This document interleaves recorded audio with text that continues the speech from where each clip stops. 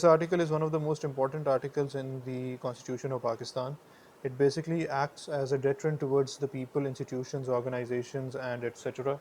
in the state of Pakistan from dismantling the Constitution in any form. The article consists of three clauses and only one clause with a subclause.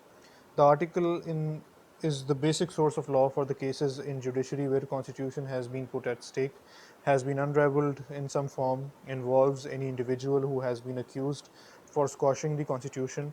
However, this article can be symbolic in literal terms. Its implementation is something that is yet to be seen. The first clause consists of many major words that define the nature of this article.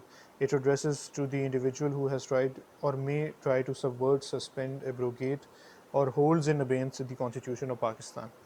It also involves the key words such as force, which practically prohibits the use of force for the subversion, suspension, abrogation, and to hold in abeyance the Constitution. The word unconstitutional gives a very broader edge to the interpreters of law to decide in such cases.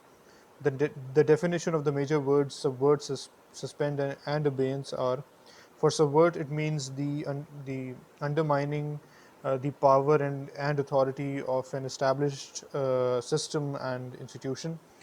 Suspend means temporarily prevent from continuing or being in force or effect. Abeyance means a state of temporary disuse or suspension.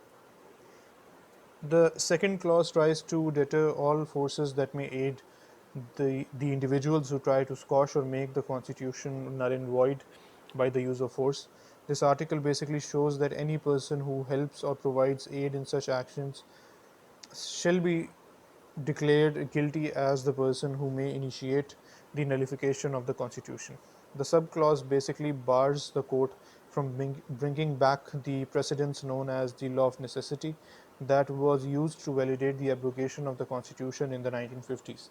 It also bars the court to bring out any interpretation of law that may validate such unconstitutional dismantling of the Constitution.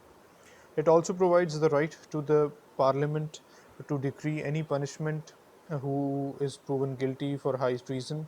So basically, Article 3 is very clear that Parliament should be given this right to actually decree any punishment for the person who has been proven guilty in the court of law. The third article provides the right to the Parliament to decree any punishment who is proven guilty for high treason.